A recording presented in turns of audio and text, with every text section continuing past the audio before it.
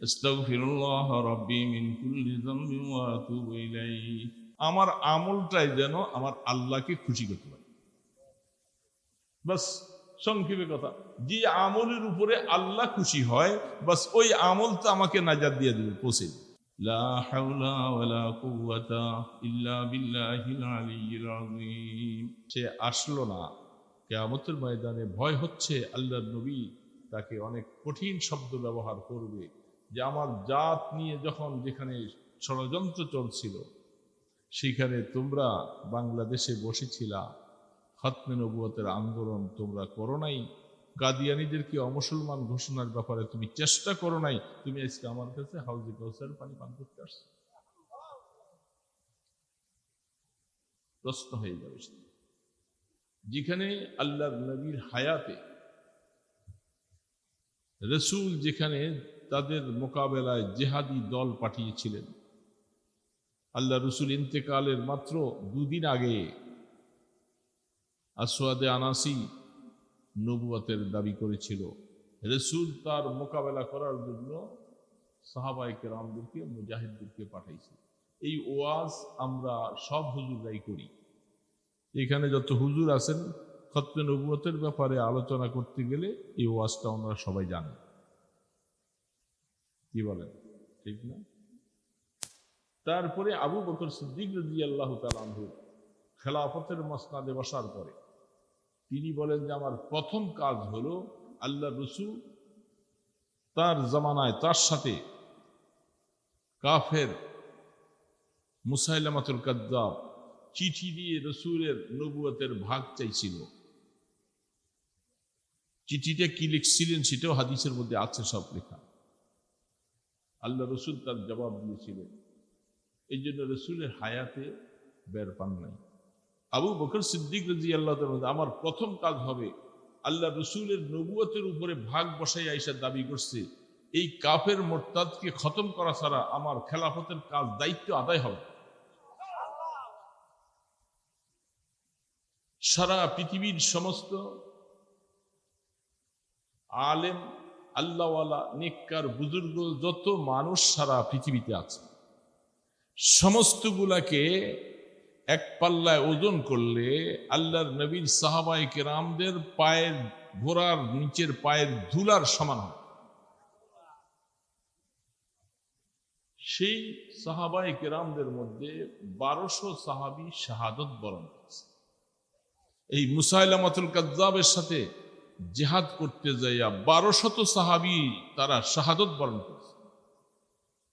চারটিখানি ব্যাপার। তার মধ্যে প্রায় 700 জন হাফেজে কোরআন এবং 50 জনের উপরে ছিল শুধু বদরি সাহাবী। যেই বদরি সাহাবীদের ব্যাপারে আল্লাহ রসুল বলে দিলেন, তোমাদের যা মনে চায় তাই করো, তোমাদের আগের পিছের সব গুনাহ মাফ। বদরি সাহাবী, বদরি সাহাবায়ে কেরামদের মধ্যে কিছু হালকা কিছু ভুল হয়ে গেছে। ওমরে ফারুক রাদিয়াল্লাহু তাআলা আনহু বলছিলেন, ইযিন লি ইয়া রাসূলুল্লাহ, আরে আকতুল, আমাকে অনুমতি দেন আমি তার গর্দানটাকে উড়াইয়ে দেই। একটা ভুল করেছেন, ঘটনা বলতে গেলে অনেক সময় দরকার। আল্লাহ রসুল বলছেন, ওমর তুমি কি চিন্তা করছো যার ব্যাপারে এই কথাটা বলছো তিনি হয়তো একটু বেখেয়াল করে ফেলছে, তার থেকে একটু ভুল হয়ে গেছে, কিন্তু তার ব্যাপারে আমি শক্ত কোনো কথা বলতে পারি না, কারণ এই লোকটা তো বদরি সাহাবী। বদরি সাহাবীদের ব্যাপারে আল্লাহ পাক বলছেন তোমার আগের পরের সব গুনাহ মাফ। সেখানে তোমার কোন এত বড় স্পর্ধা, তুমি এই কথা বললা? হযরত ওমর ফারুক মাথাটা নত করে ফেলল, ইয়া রাসূলুল্লাহ আমি খেয়াল করতে পারিনি, বুঝতে পারিনি। উনি যে কাজটা করছেন আমি মনে করছি সেই কাজটা তো নবীজির সাথে খেয়ানত হয়েছে, নবীজির অনেক কাজের ত্রুটি করছে সে, এই জন্য হত্যার যোগ্য মনে করেছিলাম। রাসূল বলছেন আল্লাহ পাক কি বুঝে ওনাদের সব আগের পিছের সব গুনাহ ক্ষমা করে দিলেন, এটা আমাদের কিছু করার নেই। এরকম বদরি সাহাবীরাও শহীদ হয়েছে। কি কাজে? মুসাইলামাতুল কাজ্জাবকে জাহান্নামে পাঠাবার জন্য। সে নবুয়তের দাবি করেছিল আল্লাহ রসুলের জাত নিয়ে। নবুয়ত মানে আল্লাহ রসুলের জাত। এই জন্য আল্লাহ রসুলের জাত নিয়ে যারা টানাটানি করে, সেখানে গাদ্দারি করে, তাদের মোকাবেলায় যদি মুসলমান সোচ্চার না হয়, তাহলে তাদের ব্যাপারে কিয়ামতের ময়দানে প্রশ্ন হয়ে যাবে, তোমরা কেমন ভাবে ইমানটা ধরে রাখছো? আমার নবুয়তের চাদর নিয়ে কারাগারি চলছে তোমাদের মাঝে, তোমাদের সামান্যতম একটু ব্যথাও লাগে নাই। আমার পয়গম্বর তিনি এই কথা যদি বলে, সেদিন কোনো জবাব থাকবে? মুসলমান ভাইরা, আমি অনেক দিন আগে একটা কথা বলছিলাম। আজকে আল্লাহ রসুল রওজায়ে আতহারে জিন্দা আরাম করতেছেন। কোনো সন্দেহ আছে? এই সময় যদি কেউ যদি না শব্দটা না বলেন, তাহলে বুঝবে যে আপনার সন্দেহ আছে। আল্লাহ রসুল কবরের মধ্যে জিন্দা না মৃত্যু? সবাই বলেন জিন্দা না? তিনি কবরের জিন্দা। এখন রসুল যদি কবরের থেকে উঠে একটা ঘোষণা দিতেন, পৃথিবীর প্রত্যন্ত অঞ্চলে আমার উম্মত যে যেখানে আছো সকলেই মদিনাতে আইসা আমার সাথে দেখা দাও, এমন একটা ঘোষণা দিলে আপনার সামর্থ্য আছে কি নাই, জায়গা সম্পত্তি সব বিক্রি করে রসুলের আহ্বানে সাড়া দেওয়া আপনার জন্য ফরজ হইবে। এই সাড়া না দিলে আপনার ইমান বাঁচত না, ইমান শেষ। ঠিক না ব্যাঠি? তো আল্লাহ রসুল রওজায়ে আতহারে জিন্দা,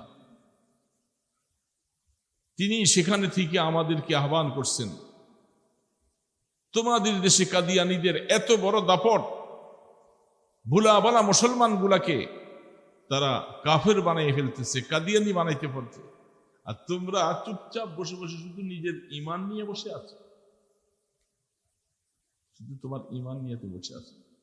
তোমার ইমান যে কতক্ষণ থাকবে তুমি চিন্তাও করো না। আমার নবীজির জন্য যদি তোমার সামান্য মায়া থাকে, আরে বাবা, আপনার বাবাকে যদি কেউ যদি এরকম অকাত্য ভাষায় গালিগালাজ করে আপনার বাবাকে হত্যা করতে আসে, আপনি একটা পুত্র সন্তান থাকে, আপনি বলবেন যে আমার জীবন দিতে পারে, আমার সামনে আমার বাবাকে তুই গালি দিয়া এইভাবে তাকে অন্যায়ভাবে অশ্লীলভাবে বলবি, আর আমি ছেলে বেঁচে থাকবো? এরকম ছেলে বাঁচা থাকার কোনো দরকার নেই। ঠিক না বেঠি? আপনার বাবার থেকে মদিনার নবীর মায়া কম? হ্যাঁ, এটা মুখের কথা, মুখের কথা দোস্ত, মুখের কথা। বুখারী শরীফের 6 নম্বর হাদিসটা দেখি, লা ইউমিনু আহাদুকুম হাত্তা আকুনা আহাব্বা ইলাইহি মিন ওয়ালিদিহি ওয়া ওয়ালাদিহি ওয়ান নাসি আজমাইন। বুখারী শরীফ 6 নম্বর হাদিস। তুমি ততক্ষণ পর্যন্ত ঈমানদার না যতক্ষণ পর্যন্ত তোমার জীবন, তোমার মা বাবা, তোমার সম্পদ, তোমার সন্তান সকল থেকে আমি নবীকে বেশি ভালো না পাবো। সেগুলার বর্ণনা তো রাতকে রাত বললেও শেষ হবে না।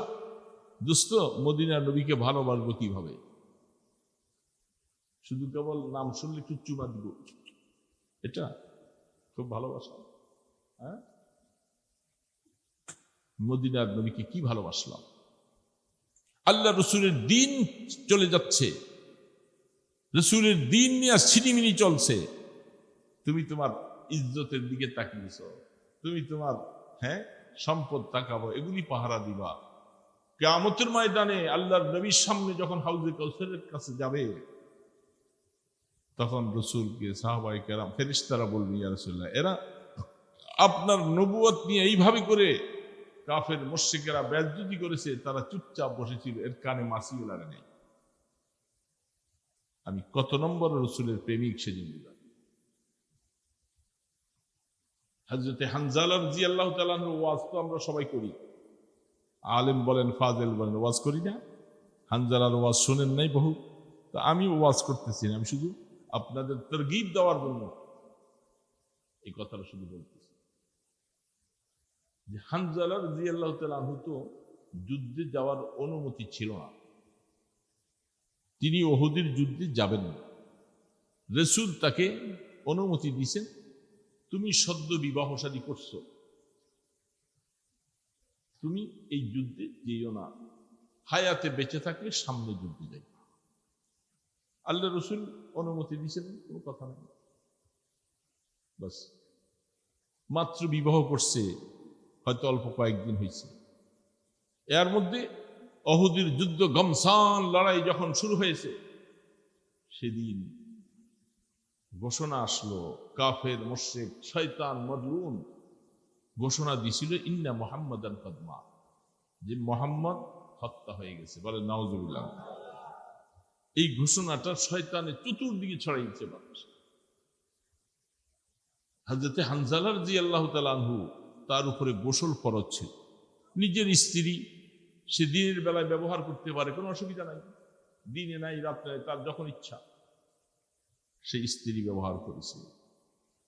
নতুন বিবাহ, নতুন ছেলে, যুবক ছেলে, মাত্র গোসলখানায় গেছে, পানি এখনো শরীরে গায়ে ঢালে নাই। ঠিক এমনি সময় আওয়াজটা কানে আসতেছে ওহুদের থেকে, মানুষের জবানে, ইন্না মুহাম্মাদান কাদ মাত, যে মুহাম্মদ সাল্লাল্লাহু আলাইহি ওয়াসাল্লাম শেষ হয়ে গেছে, ওনাকে হত্যা করে ফেলছে। হানজালা রাদিয়াল্লাহু তাআলা আনহু, বুখারী শরীফ খুলে দেখেন, হানজালা রাদিয়াল্লাহু তাআলা আনহু কিতাবুল জিহাদের মধ্যে হাদিসগুলি, আল্লাহ পাকের শুকর, দরসের মধ্যে বসার তৌফিক আল্লাহ দিয়েছেন। ওলা ফখরা আলাই, যাকে গসিলুল মালাইকা বলা হয়, হযরতে হানজালা রাদিয়াল্লাহু তাআলা আনহু, তিনি কথাটা শোনার পরে গোসল পানি বাদ দিয়ে বলে, এক সেকেন্ড আর দেরি করার সময় নেই, বিবি তরবারিটা দাও। তরবারিটা হাতে নিয়ে বলে, তোমার সাথে দেখা হবে ময়দানে হাসরে, আমার উপরে কোনো দাবি রেখো না, মাত্র সদ্য বিবাহ করেছি, তোমার হক আদায় করতে পারিনি, আমার তো কোনো দাবি রেখো না, আমি চলে গেলাম, আমার রসুলকে নাকি শহীদ করেছে, আমার বেঁচে থেকে কি লাভ, আমি কি বেঁচে থাকবো। তরবারি হাতে নিয়ে দৌড়াচ্ছে ওহুদের ময়দানে, পাগলের মতো দৌড়াইতেছে, যাইয়া কাফের মুশরিকদের সাথে তরবারিতে যুদ্ধ ঘমসান লড়াই শুরু হয়ে গেছে, পাল্টা আক্রমণ আসলো। বাস, ফুস্তু রাব্বিল কাবা, কাবার রবের কসম খেয়ে বলতেছে। হযরত আনাস বিন নাজার রাদিয়াল্লাহু তাআলা আনহু বলতেছিলেন, বুখারী আলাইহি রাহমাত, তিনি বলতেছেন ফুস্তু রাব্বিল কাবা, আমি ওই কাবার রবের কসম খেয়ে বলতেছি, আমাকে গর্দানটা মাটিতে ফেলে দিচ্ছে, আমি কামিয়াব হয়ে গেছি, আমি জান্নাতের ঘ্রাণ পাচ্ছি। ইন্নী লা আজিদু রিহাল জান্নাহ মিন কিবালি উহুদ, আমি উহুদের দিকে থেকে জান্নাতের ঘ্রাণ পাইতেছি। আল্লামা ইবনে হাজার আসকালানী রাহমাতুল্লাহ আলাইহি হাদিসের ব্যাখ্যার মধ্যে বলছেন, এটা হাকিকাতের উপর আমল করেছেন, শুধু মাজাজ নয়। আমি যে জান্নাতের ঘ্রাণ পাচ্ছি উহুদের দিকে থেকে, বলতেছে বাস্তবেই তিনি জান্নাতের ঘ্রাণ নাকে পাচ্ছেন। সে হানজালা রাদিয়াল্লাহু তাআলা শহীদ। আল্লাহ রসুল তিনি জানেন, তার জানা ছিল না। হানজালা যুদ্ধে আসছে, শহীদ হয়ে গেছিল, জানারও কথা না। লাশগুলি একত্র করেছে, যেহেতু আল্লাহ রসুলের সাথে জিবরিল আলাইহিস সালামের একটা কথা ছিল, আপনি বদরের যুদ্ধে 70 জন সানাদিদে কুফফারকে, কাফের লিডারদেরকে আপনি তাদেরকে মুক্তিপণ নিয়ে ছাইড়া দিলেন, এটা কিন্তু আল্লাহ পাক চান নাই। আয়াত আসছে সামনে, মুক্তিপণ নিয়ে কাফেরদেরকে ছেড়ে দেওয়ার ব্যাপারে যখন রায় আসলো, ওমরে ফারুক রাদিয়াল্লাহু তাআলা আনহু, আরেকজন সাহাবী, দুইজন বলছিলেন যে আমাদের রায় হলো ইয়া রাসূলুল্লাহ, যেহেতু মুশাওয়ারা জিজ্ঞাসা করছে, মুশাওয়ারার মধ্যে রায় দেওয়ার অধিকার সবার আছে, আমাদের রায় হলো প্রত্যেককে তার শিরোচ্ছেদ করে দেওয়া। হযরত ওমর বলে যে, যদি কারো বাবা কাফের হয়, ছেলে মুসলমান হয়, ছেলের হাতে দায়িত্ব দিবা, বাবার গর্দান উড়াই দিবা। সিদ্ধান্ত তাই হলো, অনেক মুশাওয়ারার মাধ্যমে তাদেরকে ছেড়ে দেওয়ার সিদ্ধান্ত নিলেন রাসূল পরামর্শ। একটু পরে আয়াত নাযিল হয়ে গেল আল্লাহ পাকের তরফ থেকে, জিবরিল তাড়াতাড়ি যাও, আমার বন্ধুকে জানিয়ে দাও, বন্ধু আমার নবীর জন্য এটা সাজাওয়ার হয় নাই, ঠিক হয় নাই, তিনি কাফের মুশরিকগুলোকে মুক্তিপণ নিয়া দুনিয়ার সামান্য কিছু আশায় আর লোভে পড়া তাদেরকে মুক্তি দিয়া দিল, জানিয়ে দাও জিবরিল বিনিময়ে আগামী বছর যুদ্ধ হবে, সেইখানে তোমার 70 জন সাহাবী শহীদ হবে। কাফের 70 জনকে ছেড়ে দিলেন, আপনার কলিজার টুকরা 70 জন সাহাবী শহীদ হবে আগামী। আল্লাহ রসুল হাদিসের মধ্যে বলতেছেন, যদি সম্ভবত আজকে ওমরে ফারুক না থাকতো, আল্লাহ এত গোসা করেছেন তাদেরকে ছেড়ে দেওয়ার কারণে, তাহলে মনে হয় আল্লাহ আযাব দিত। আমরা ঠিক করি না। কাফের মুশরিকদেরকে ছেড়ে দেওয়ার পক্ষে আল্লাহ রাজি ছিলেন, মশওয়ারা একসঙ্গে করেছেন।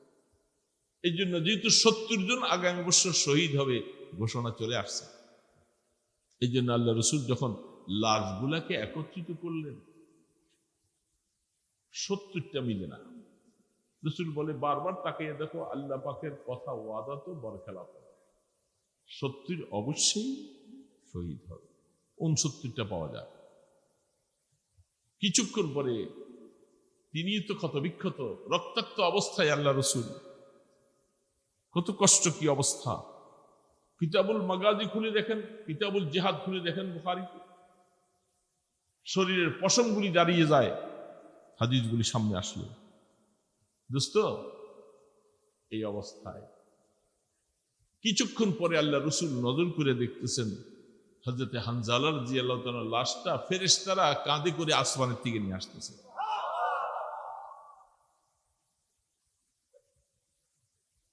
আজীব, কারণ হানজালার স্ত্রী দৌড়াইয়া দূর থেকে আসতেছে, আরে আমি জানি আমার স্বামী যে পাগলের মতো উন্মাদের মতো নবীর প্রেম নিয়ে ছুটেছে, সেই তো শহীদ হয়ে যাবে, সে ফিরে আসবে না। আমি দৌড়াইয়া সংবাদ দিতে গেলাম আমার স্বামীর উপরে গোসলটা ফরজ হয়েছে, যেহেতু শহীদদেরকে গোসল দেওয়া হয় না, এই কথাটা আমি জানাবার জন্য, যেহেতু এটা আমি ছাড়া আর কেউ জানে না যে হানজালার উপরে গোসল ফরজ। স্বামীর উপরে গোসল ফরজ স্ত্রী ছাড়া কেউ জানে, ঠিক না ভাই? ঠিক বলেন। এই জন্য হানজালা রাদিয়াল্লাহু তাআলার স্ত্রী সে জানে আমার স্বামীর উপরে গোসল ফরজ, যেটা নবীও জানে না। আসমানের মালিক আল্লাহ পাক বলতেছে, এ দুনিয়ার মানুষেরা, নবী জানে না, আমি আল্লাহ সব জানি। এই জন্য বললাম ফেরেশতারা, যাও যাও আমার হানজালাকে অপবিত্র অবস্থায় যেন গোসল না দেওয়া, তাকে কাফন না করা হয়। আমার এই হানজালাকে আসমানে উঠে নিয়ে আসো, আসমানের পানি দিয়া, উলুর পানি দিয়া তাকে সুন্দরভাবে ফরজ গোসল করাইয়া তাকে জমিনে আমার নবীর সামনে দিয়ে আসো। রাসূল বলেন, দেখতেছি হানজালার শরীর থেকে পানিগুলি পড়তেছে গড়াই গড়াই, টপকে টপকে। রাসূল সাথে সাথে নাম দিলেন, হ্যাঁ, গাসীলুল মালাইকা। আমার হানজালা তার লকব দিয়ে দিলাম আমি রাসূল নিজে, যাকে ফেরেশতারা আসমানে গোসল দেওয়া নিয়ে আসছেন, আজকে থেকে তার লকব আর টাইটেল হলো হানজালা গাসীলুল মালাইকা, ফেরেশতাদের গোসল। সেই হানজালা রাদিয়াল্লাহু তাআলা, তার সন্তান ওই অল্প সামান্য কয়েকদিনেই পেটের মধ্যে স্ত্রী সন্তান সম্ভাবনা হয়েছে। আলহামদুলিল্লাহ, সেই সন্তান বড় হবার পরে মুজাহিদে আজম হয়েছিল, তার হাতে বহু কাফেরদেরকে হত্যা করা হয়েছিল। বড় হবার পরে হযরত হানজালা যেমন বাপ ছিল এমন ছেলে ছিল। দোস্ত, এই ছিল সাহাবায়ে কিরামদের প্রেম, সাহাবায়ে কিরামদের প্রেম। হযরত আব্দুল্লাহ বিন জাহাশ রাদিয়াল্লাহু তাআলা আনহু, আব্দুল্লাহ বিন হারাম রাদিয়াল্লাহু তাআলা আনহু, দুইজন, তার ছেলে শহীদ, ভাই শহীদ। খুলে দেখেন বুখারী। মহিলা সংবাদ পাইছে, উহুদের ময়দানের দিকে ছুটছে। রাসূল বলছেন, মহিলাদের দিল নরম, এদেরকে ময়দানে উহুদে এই ক্ষতবিক্ষত অবস্থায় লাশ দেখে তারা স্থির থাকতে পারবে না, এরা যেন না আসে। মহিলা ছুটছে, সামনে দিয়ে দাঁড়াইছে। এই মহিলাদেরকে রাসূল যেতে নিষেধ বলে, আমি তাকে সংবাদ দিয়েছে, তোমার স্বামী শহীদ, তোমার ভাই শহীদ, তোমার বড় ছেলে যে ছিল সেও শহীদ। একজন মহিলার 3 জন ভাই, স্বামী, ছেলে, 3 জন শহীদ। সংবাদটা তাকে শোনাই দিল। মহিলা বলতেছে, এ আমার ভাইয়েরা, বন্ধুরা, আমি এই কথা শুনবার জন্য আসি নাই, আমি আসছি শুধু, আমি শুনেছি আমার রসুলকে নাকি আক্রান্ত করেছে, আহত করেছে, তারা আমার রসুল কেমন আছে এই সংবাদটা শুনবার জন্য আসছে। বুখারী হাদিস। আমি শুধু এই কথা শুনতে আসছি। বুখারী আলাইহির রাহমা বলতেছে, সাহাবা ইকরাম বলছেন আল্লাহর রসুল এখন সুস্থ আছে, সজ্ঞান অবস্থায় আছে, রসুল শহীদ হন নাই। বলে আমার মনে ভালো লাগে না, আমি দূর থেকে একটু তাকাবো, আমার রসুল কেমন আছে আমাকে একটু দেখা। আমি দেখার আগ পর্যন্ত আমি ফিরে নিতে পারি। 3 জন শহীদ লাশ নিয়ে বাবাকে জান্নাতুল বকিতে দাফন করবে, ওটের পিঠে উঠাইছে। ওটের পিঠে উঠাইছে, মদিনা শরীফের দিকে ওট নিবে, ওট যায়। ওট কিভাবে বুঝলো? ওটের পিঠে লাশ, শহীদের লাশ, ওটটা বসে যায়। ওট বসে গেলে তাকে উঠাইতে পারবে। সাহাবায়ে কেরাম তারা চিন্তা করতেছে, লাশ তো কবরে নিতে পারতেছি না মদিনা। আবার লাশটাকে ওটের পিঠে সহ রাইখা, ওটটাকে যখন ঘুরাইয়া মদিনার দিকে যখন না নিয়া উহুদের ময়দানের দিকে যখন রোগ করেছে, ওট চলতেছে। আবার এই অবস্থার থেকে আবার ওটটাকে ঘুরাইয়া লেগাম লাগানো মদিনার দিকে যখন ছুটছে, ওট আবার বসে। 2 বার এই অবস্থা হবার পরে রাহমাতে দু আলমের কাছে যাইয়া সালাম দিয়া বলতেছে, ওগো আল্লাহর হাবিব, আমার বাবাকে শ্রেষ্ঠ কবরস্থান জান্নাতুল বকিতে দাফন করব, আশা নিয়ে রওনা দিয়েছিলাম, লাশ তো নিয়ে যাইতে পারি না। রাসূল জিজ্ঞাসা করলেন, তোমার বাবা জিহাদের ময়দানে আসার সময় কিছু বলছে কিনা? বলে, হ্যাঁ, আমার বাবা বাইতুল্লাহর দিকে চেহারাটা ফিরাইয়া 2 হাত তুলে আল্লাহ পাকের কাছে দোয়া করতেছেন, আল্লাহুম্মা লা তারুদ্দানি ইলা আহলি। এ আল্লাহ, আমাকে যে ময়দানে উহুদে নিচ্ছ, আমাকে আর ফিরে আইনো না, তুমি আমাকে শহীদের মাকাম দান করো, আমি আর বাড়িতে ফিরে আসতে চাই। রাসূল বলেন, দোয়া তো আসমানে কবুল হয়ে গেছে, এই জন্য লাশও তোমরা আনতে পারবা না, এই জন্য তাকে উহুদের ময়দানে দাফন করে, সেখানে দাফন করেছেন, দোয়া করেছিলেন, আর লাশটাও যেন কেউ। দোস্ত, খুলে দেখেন হাদিসগুলি। আমরা তো সেই রাসূলের উম্মত, এতশো বছর পরে আমাদের মায়া কম হবে, এটা স্বাভাবিক। আমরা গুনায় জর্জরিত, মদিনার নবীর প্রেম আমাদের কাছে কতটুকু আছে? খুব সামান্য। এই জন্য খতমে নবুয়ত নিয়া সারা দেশে কাফের মুশরিকেরা তারা কত আন্দোলন, আমাদের ভাইদেরকে তারা এইভাবে করে কাদিয়ানি বানাচ্ছে, আর এই ষড়যন্ত্র, আর সেইখানে আমাদের মুসলমান একটু হাসিও আসে না, কষ্ট আসে না, কারণ তারা কত ধোঁকা দিচ্ছে রাসূলের রিসালাত নিয়ে। আল্লাহ রসুলের নবুয়ত যদি তারা না মানে, রসুল কি শেষ নবী না মানে, রসুলের কোনো ক্ষতি হবে? চুল পরিমাণ ক্ষতি। কিন্তু উম্মতের কাছে তোমরা কি করছো? যেহেতু আমার কোনো ক্ষতি নেই, ক্ষতি তো উম্মতের।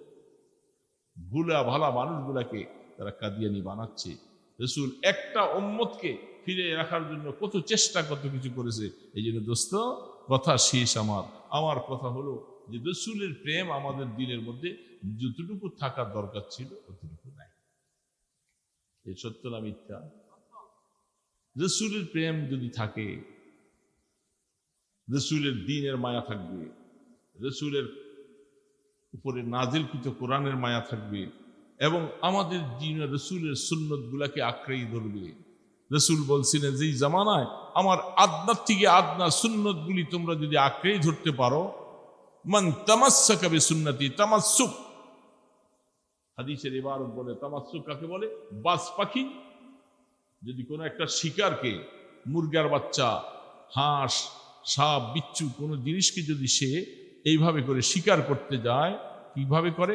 খাপ করে ধরে তার নখরগুলি ওটার ভিতরে ঢুকাই দেয়। সে যতই এখন নাড়াচাড়া করে, মুরগি আর সেই বাজ পাখির দিকে ছুটতে পারে। এটার নাম তামাসসুক। এই জন্য আল্লাহ রসুল হাদিসের মধ্যে মান তামাসসাকা, এই মান আমিলা কথা শব্দটা আসে নাই, যে আমার সুন্নতের উপরে আমল করবে, এই কথা রসুল বলেন নাই। আল্লাহ রসুল বুঝি শুনে বলছেন মান তামাসসাকা বিসুন্নতি, আমার সুন্নতকে যারা আঁকড়েই ধরবে, বাজ পাখির নখুরের মতো জীবন যাবে, সে আমার সুন্নত, আমার তরিকা তার থেকে ছুটতে পারবে না। এটার নাম হলো সুন্নতুল কামাল। ইনদা ফাসাদে উম্মতি ফালাসু আজরু মিয়াতে শহীদ। মনে রাখবা, বদর, উহুদ, খন্দকে, হুনাইনে যেইভাবে আমার সাহাবায়ে কেরাম শাহাদত বরণ করেছেন, শেষ জামানায় যদি আমার সুন্নত গুলাকে এইভাবে ধরে ধরে যদি আঁকড়িয়ে রাখতে পারো, কিয়ামতের ময়দানে মনে রাখবা তাদের সাথে তোমার হাসর, তোমার সওয়াবগুলি তাদের মতো হয়ে যাবে। এই জন্য দোস্ত, আল্লাহ রসুলকে ভালোবাসতে হবে, রসুলকে ভালোবাসতে হবে। আল্লাহ রসুলের জীবনের আলোচনা শোনার পরে চোখের পানি আসে, মায়ায় কষ্টে যাহা। আমরা ওই জমানায় ছিলাম, এক জায়গার মধ্যে গিয়েছিলাম, কথা শেষ করে দিচ্ছি। এক লোক বলতে এক বক্তা, আমি শুনতেছিলাম, উনি বলতেছে, আফসুস, আমরা যদি রসুলের জামানায় আসতাম, আমরা সাহাবাদের মতো এরকম জীবনটা দিয়ে দিতাম। এই কথাটা আপনাদেরকে জিজ্ঞাসা করলে আপনারা বলবেন, আমরা রসুলের জামানায় আসলে কি করতাম? আমরা রসুলের জন্য জীবন দিয়ে দিতাম। এটা না? আমি পরে বয়ানে এসে পরে বললাম যে কথাটা ঠিক, কারণ আল্লাহ পাক ভালো করে জানে ওই জামানার সাহাবায়ে কেরামদের ইমানের পাওয়ার, আর আমরা পরবর্তী ওয়ালার এখন যারা আছি, আমাদেরকে ওই জামানায় আনলে আমাদের ইমানের পাওয়ার এতটুকু হতো না। আল্লাহ বুঝে শুনেই ওই জামানায় রসুলের সাহাবী যারা ছিলেন, তারা ওই বুঝে শুনে তাদেরকে ওই জামানায় পাঠায়, আর আমাদেরকে পাঠাইলে রসুলের দিন এই পর্যন্ত আসত। আমরা কমজোর মানুষ, কমজোর ইমানওয়ালা, দুর্বল ইমানওয়ালা, কচু পাতার পানির মতো টকবক করে, কখন যেন নাড়া খাবে, পড়ে যাবে। সেই সাহাবায়ে কেরাম তাদের আলোচনা ঘটনাগুলি শুনলে আকল হয়রান হয়ে যায়, আকল হয়রান হয়ে যায়। এই জন্য আল্লাহ পাক বুঝে শুনি ওই জামানায় যারা ছিলেন তাদেরকে রসুলের সাহাবী। আমাদেরকে শেষ জামানা আসছে এই দুর্বল মানুষ হিসাবে মনে করছে। তবে কমপক্ষে দোস্ত, আপনাদের এইদিকে দাড়ি কামানোওয়ালা মানুষ আছে? কেউ রাগ করবেন না, আমি শুধু কথাটা বলতেছি বুঝার জন্য। আছে? ওনারা কি রসুলের উম্মত না? উনি কেন দাড়িটা কামায়? আমি তো কিছুই বুঝি না, মাসালা বুঝতে চাই না, কিছুই জানতে চাই না। আমি জানি যে আমার নবীজি দাড়ি রাখছেন। বলেন সবাই, রসুলের দাড়ি ছিল।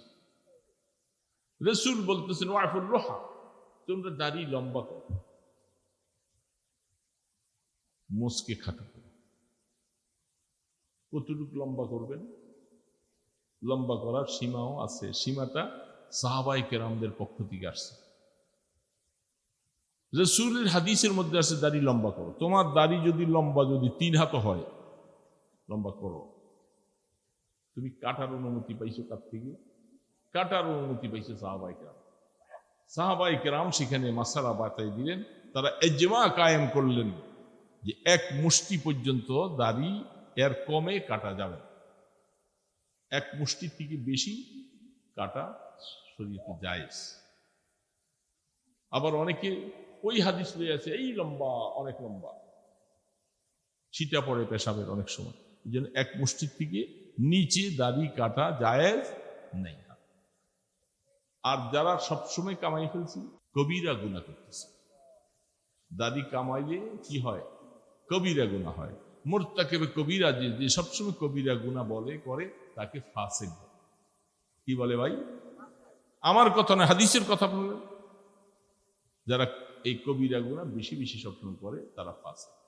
আর হাদিসের মধ্যে আসছে, যে ফাসিকের প্রশংসা করে, তারিফ করে কোন সময়, ইহতাজ্জা আরশুর রহমান, আল্লাহ পাকের আরশটা দুঃখে থরথর করে কাঁপতে থাকে, একটা ফাসিকের প্রশংসা কেন করলাম? তো এরকম যারা আছি, আমরা তো রসুলের উম্মত। আমি দাড়ি কেমন করে কাটাই? আমি কোনো মাসালা জানতে চাই না, কিছু বুঝতে চাই না। আমি রসুলকে ভালোবাসি, রসুলের দাড়ি ছিল, আমি দাড়ি রাখবো। এতে আমার বিবিও নাকশ হোক, আমার বন্ধুরা যদি নারাজ হয়, আমার বাবা নারাজ হয়, তাতে আমার কি আসে যে আমার রসুল তো খুশি। এ বাবা ঠিক না? এই জন্য রসুল প্রেম এটাকে বলা হয়। আপনার কাছে যখন রসুলের আদর্শ আসবে, অন্যরা আপনাকে তিরস্কার করে, আপনাকে ভালো মন্দ বলে না। আপনার বিবি সাহেব বলে তুমি দাঁড়িয়ে রেখে বুড়ো হয়ে গেছো গা, হ্যাঁ আমি তোমার ঘরে আসবো না। তোমার মতো এরকম হাজারো বিবি আল্লাহ আমাকে মিলাবে, তুমি আসতে চাইলে আসো, না আসতে চলে যাও। হাদিসের মধ্যে আল্লাহ রসুল বলতেছেন যে পুরুষকে জাইয়ানার রিজাল বিল্লোহা ওয়া জাইয়ানান নিসা বিজাওয়াইর। আল্লাহ রসুল বলতেছেন পুরুষকে আল্লাহ দাড়ি দিয়ে সৌন্দর্য বর্ধিত করেছেন, আর মহিলাদেরকে চুল দিয়া সৌন্দর্য বাড়াইছে। তো সেই সৌন্দর্য আমরা পছন্দ করলাম না, আল্লাহ রসুল পছন্দ করছেন, আমার কাছে ভালো লাগে না। এই জন্য বোঝা গেল আমি মদিনা নবীকে ভালোবাসি। মদিনা নবীকে যদি ভালোবাসতাম, কে আমাকে কি বলে না বলে আমি সেটা করতাম। এই জন্য দোস্ত, কথা শেষ, কথা বলতেছিলাম, আয়াত করছি একটা, কথা চলে আসে আরো দিকে, যেহেতু খতমে নবুয়তের প্রোগ্রামের কারণে। এই জন্য আমি বলছিলাম যে হুজুর আমি ক্লান্ত, সোমবারটা পৌঁছে দাও। মুফতি আবু সাঈদ সাহেব আসছে, আরো অনেকেরা আছে। ও আজ তো ঢের হয়ে গেছে। আমি এত দূরতে সফর করে আল্লাহ পাক কখন নিয়ে পৌঁছায় আবার। এই জন্য সংক্ষেপে কথাটাই বললাম। শুধু আয়াতটা পড়ছি বরকতের জন্য, এতটুকু কথা বলে শেষ হয়ে যাচ্ছে। রব্বি আউজিনি আন আশকুরা নি'মাতাকা আল্লাতী আন'আমতা আলাইহি ওয়া আলা ওয়ালিদাইয়া ওয়া আন আ'মালা সালিহান তারদাহ। আয়াতের ব্যাখ্যা বিশ্লেষণ করতে গেলে সময়। সুলাইমান আলাইহিস সালাতু ওয়াস সালাম জলিলুল কদর পয়গম্বর, তিনি এত নেয়ামত আল্লাহ তাকে দিয়েছেন। মুলকিয়ত দিয়েছিলেন, সবার ভাষা বুঝে, জিনদেরকে অধীনস্থ করে দিলেন, আরো কত কিছু, হাওয়ায় জাহাজ দিলেন, তখতে সুলাইমান দিলেন। বাবাও দাউদ আলাইহিস সালাম অনেক বড় নবী, তিনি বলেন যে আল্লাহ আমার বাবাকে এত নেয়ামত দিছ, আমাকে এত নেয়ামত দিছ, আমি কি শুকর আদায় করব? আমাকে এমন একটা দিল তুমি দাও, আমি যেন তোমার এই নিয়ামতের শুকর আদায় করতে পারি। একটা দিল চাই তোমার কাছে। ছোট্ট করে বলতেছে, এই আয়াতটা সুলাইমান আলাইহিস সালাম বলছেন কোরআনের মধ্যে, আমাদের রাসূল সাল্লাল্লাহু আলাইহি ওয়াসাল্লাম আল্লাহ পাক আয়াত নাযিল করছে। এটা কিয়ামত পর্যন্ত কোরআনে আছে, আমরা সবাই। আমি বলতেছি এই জন্য, আমি আমার আল্লাহর কাছে এই কথা দোয়া করি যে আল্লাহ তুমি আমাকে কত নিয়ামত দিছো, আমাকে চক্ষু দিছো, বুদ্ধি দিছো, আকল দিছো, কথা বলার সুযোগ দিলা, হ্যাঁ মা বাবা দিছো, বিবি বাচ্চা দিছো, সম্পদ দিছো, যা কিছু দিছো, এত নিয়ামত আমাকে দিছো। আল্লাহ আমি তোমার শুকর আদায় করার মতো একটা দিল চাই। এই নিয়ামতগুলি যেন আমি পাইছি, আমি যেন সবসময় নিয়ামতের শুকর আদায় করি। তোমার এই নিয়ামত পাইয়া পাইয়া যেন আমি তোমার উপরে সবসময় খুশি হয়ে যাই, আর তোমার রহমত ভিক্ষা চাই, একটা দিল চাই তোমার। সুলাইমান আলাইহিস সালাম আল্লাহর কাছে একটা দিল চাইছে। আউজিনি আন আশকুরা নি'মাতাকা। ২ নম্বর শব্দটা বলছেন ওয়া আন আ'মালা সালিহা তারদা। আল্লাহ আমাকে এমন আমল করার তৌফিক দাও, আমার যে আমলগুলি তুমি পছন্দ করো, তোমাকে খুশি করতে পারি, এমন আমল করার তৌফিক। এই কথাটা তো কোরআন শরীফের আয়াত, এটা আমাদের নবীজির উপরে নাযিল না, আমাদের তো দিনের কথা। আল্লাহ আমাকে এরকম আমল করার তৌফিক দাও।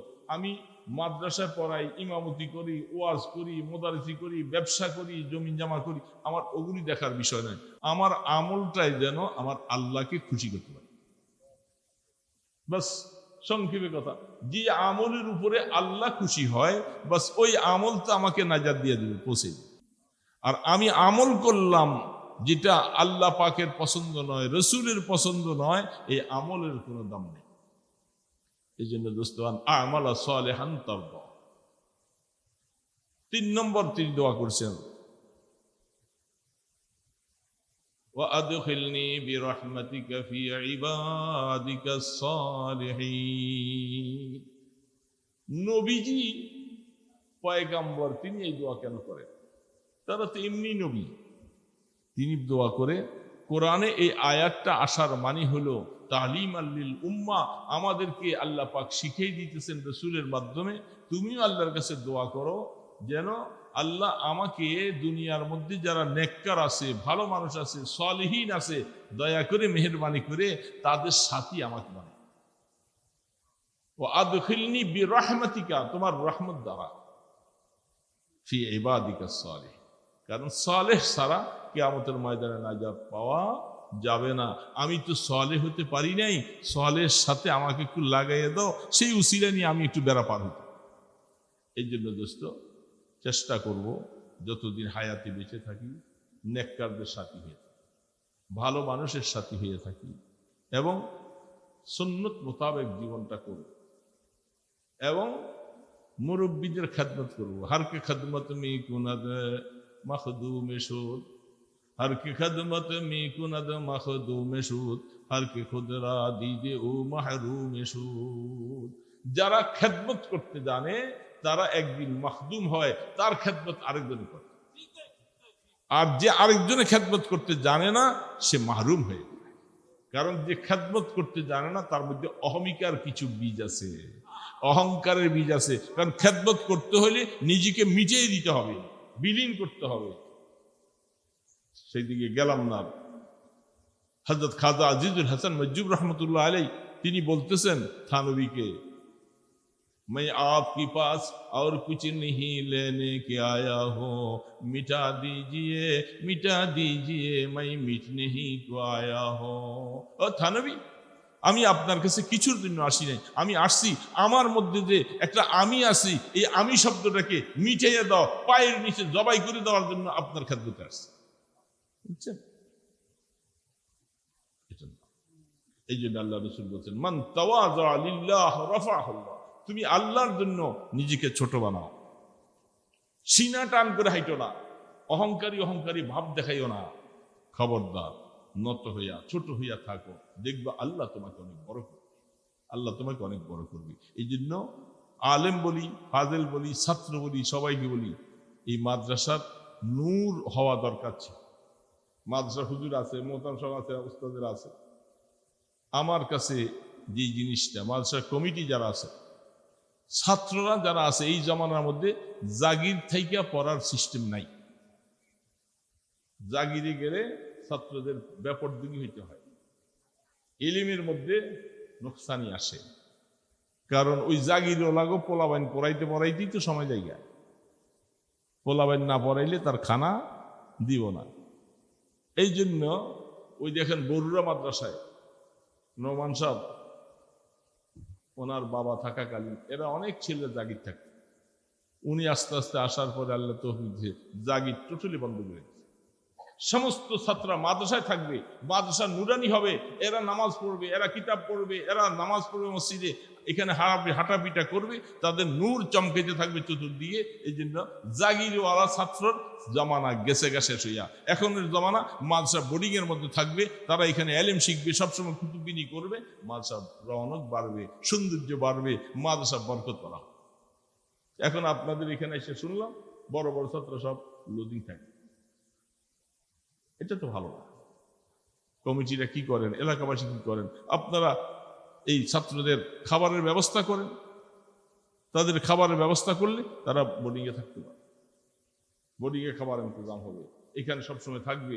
এরা নামাজের সময় 5 ওয়াক্ত নামাজে জামাতে নামাজ পড়বে, নূর ছড়িয়ে যাবে। আর ছেলেরা জাগিরে যাইতে আসতে রাস্তায় কত ব্যাপারদিগি হয়, নজর কত নষ্ট হয়, এবং লোডিং বাড়িতে থাকে, সে তাদের সেখানে মহিলাদের দেখাশোনা হয়ে যায়, কত কিছু ঝামেলা হয়, মানে অনেক কথা সেদিকে আর বলার দরকার নাই। এটা ভালো। এই জন্য মাদ্রাসা 70 বছরের মাদ্রাসা, এটা তো নূর চমকাবে এখানে, কেন অন্ধকার দেখা যায়? কারণটা কি? কেন আপনাদের এই অবস্থা? এই জন্য অনুরোধ করব মাদ্রাসার রূপ পাল্টাইতে। মাদ্রাসার মধ্যে রূপ না পাল্টাইলে নূর আসবে। মাদ্রাসা ছাত্ররা বসে বসে সব দোয়া করবে, রোনাদারি করবে, আল্লাহর কাছে চাইবে, কুতুববিনি করবে, এরা যেখানে চলে যায় বরকত ওইখানে। আপনার মাদ্রাসা বরকত কই? যেখানে হাদিসের দরজ হয়, যেখানে হাদিস পড়াপড়ি হয়, সেখানে বরকত নাজিল হয়, রহমত নাজিল, সেগুলি দিয়ে দিচ্ছেন অন্ধকারে। যেন মাদ্রাসা 70 বছর কেন আর 700 বছর এইভাবে থাকলো, মাদ্রাসা নুরানি হবে না, বরকত তোলা হবে না, মাদ্রাসার নূর চমকাবে না। এই জন্য আমি শক্ত কথা, আমি আমার জবানটা এরকমই। আমি যেখানে যাই আমার নিজের দোষ ত্রুটি হয়ে কেউ যদি আমাকে ধরে দেয় আলহামদুলিল্লাহ, অন্যদের দোষ আমার নজরে আসছে আমি সেটা বলে ফেলাই, এটা ভালো হইতে পারে মন্দ। এই জন্য দোস্ত মনে রাখবেন কথাগুলো। মনে নাই এখন, আমার মনে হয় অনেক বছর আগে, তখনকার সময় লঞ্চে না কিসে যেন কোথায় আসছিলাম, সেটা কোন জায়গাটায় একটা মাদ্রাসা, আমার সম্ভবত এরকমই একটা মাদ্রাসা, ঠিক কত বছর আগের কথা, আমার মনে হয় 30 বছর আগের কথা।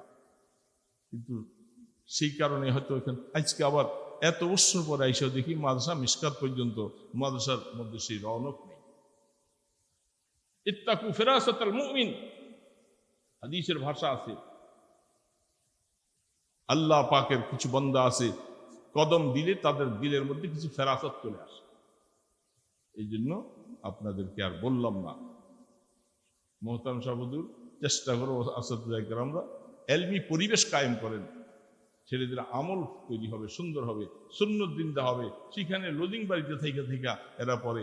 আপনারা বলবেন হুজুর আমি কম পয়সায় ওকে ছাত্রে ইমাম বানাইছি, আমার পোলাবেন পড়াইতে পারছি না। এই তো নিজে এলেম শিখতে আসছে, সে নিজে এলেম শিখার পরে না আপনাকে পড়াবে। এখন আপনার পোলাবাই নিয়ে বসে থাকে, তার নিজের কুতুববিনি হয় না, কিতাব বোতলা করা হয় না, আইসা সবাই কোনো গানতে লইয়া দিয়ে পারত।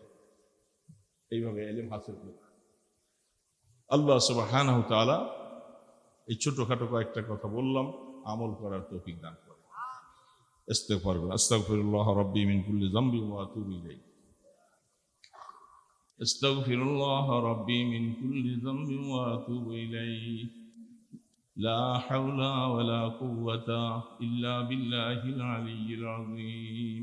আল্লাহুম্মা সাল্লি আলা মুহাম্মাদ ওয়া আলা আলিহি ওয়া আসহাবিহি ওয়া বারিক ওয়া সাল্লিম। اللهم صل على محمد وعلى آله وأصحابه وبارك وسلم. اللهم صل على محمد وعلى آله وأصحابه وبارك وسلم. الحمد لله رب العالمين، والصلاة والسلام على أشرف الأنبياء والمرسلين. يا حي يا قيوم برحمتك نستغيث، أصلح لنا شأننا كله ولا تكلنا إلى أنفسنا طرفة عين. اللهم لا أحصي ثناء عليك أنت كما أثنيت على نفسك. اللهم آت نفسي تقواها، اللهم آت نفسي تقواها، أنت خير من زكاها، أنت وليها ومولاها.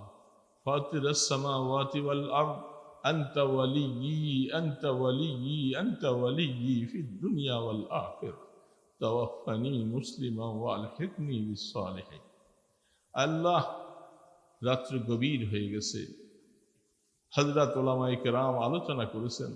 আল্লাহ, তোমার বান্দারা এত রাত্র পর্যন্ত বসে আছে মাওলা। আল্লাহ, দয়া করে আমাদের জীবনের গুনাহগুলি মাফ করে দাও। আল্লাহ, গুনার বোঝা নিয়ে আমাদেরকে কবরের ডাক দিও না মাওলা। আয় আল্লাহ, অন্ধকার কবরে কেমনে থাকবো মাওলা, কবরের কোনো সামান নাই মাওলা। এ রহমান রহিম, আল্লাহ আমাদেরকে কবরে নিয়ে মাইগো না মাওলা। আল্লাহ, কবরকে জাহান্নামের গ্রস্ত বানাইও। আল্লাহ, দয়া করে আমাদের কবরকে রহমতের কবর বানাইয়া দিও। জানি না মসজিদের পালকিটা কখন যেন আমার বাড়িতে আসে। আল্লাহ, এ মাওলা, রহমতের ফেরেশতার বেষ্টনীতে ইমানের কলেমা নসিব করাইয়া কবরে যাওয়ার তৌফিক দিও। আল্লাহ, কবরে পড়ে থাকবো, কেউ জানবে না, কেউ খবর নিবে না। আল্লাহ, মেহেরবানি করে মুনকার নাকিরের প্রশ্নের জবাবগুলি আসান করে দিও। আল্লাহ, আসান করে দিও। আল্লাহ, আল্লাহ আপনার কাছে রহমত ভিক্ষা চাই, কিয়ামতের ময়দানে আমল নামার ডান হাতে দিও। আল্লাহ, হিসাবের কড়াকড়ি করো না মাওলা। আল্লাহ, তোমার আরশের নিচে একটু জায়গা দিও মাওলা। এ আল্লাহ, আল্লাহ যাদের পেরেশানি আছে পেরেশানি দূর করে দাও। আল্লাহ, আমাদের মা বাবার গুনাহ খাতা মাফ করে দাও। কবরবাসী ওনাদের কবরকে রহমতের কবর বানিয়ে দাও। আমাদের ছেলে মেয়ে বিবি বাচ্চা আল্লাহ সবাইকে মাফ করে দাও। আমাদের বংশের মধ্যে আলেমে হক্কানি রব্বানি বানিয়ে দাও, হাফিজে কোরআন বানিয়ে দাও। এ আল্লাহ, আলেমে হক্কানি বা আমলওয়ালা আলেম বানাইয়া দিও। আল্লাহ এই মাদ্রাসাকে কবুল করো, মাদ্রাসার রৌনক বাড়াইয়ে দাও, মাদ্রাসার মধ্যে সহি তালিমের ব্যবস্থা করো, যারা ছাত্ররা আছে এদেরকে সহি এলিম দান করো। আল্লাহ দয়া করে মেহেরবানি করে যাদের যত রকমের অসুবিধা আছে, পেরেশানি আছে, দূর করে দাও। আমাদের সুস্থতার হায়াত নসিব করে দাও। দয়া করে মেহেরবানি করে আমাদের দরখাস্তগুলি কবুল ফরমাও। সোনার মদিনা দুরুদ ও সালামের হাদিয়া পৌঁছে দাও। اللهم صل على محمد بعدد كل داء ودواء وبعدد كل علة وشفاء. اللهم صل على محمد كلما ذكره الذاكرون وكلما غفل عن ذكره الغافلون. صلى الله تعالى على خير خلقه محمد وعلى آله وأصحابه أجمعين برحمتك يا أرحم الراحمين.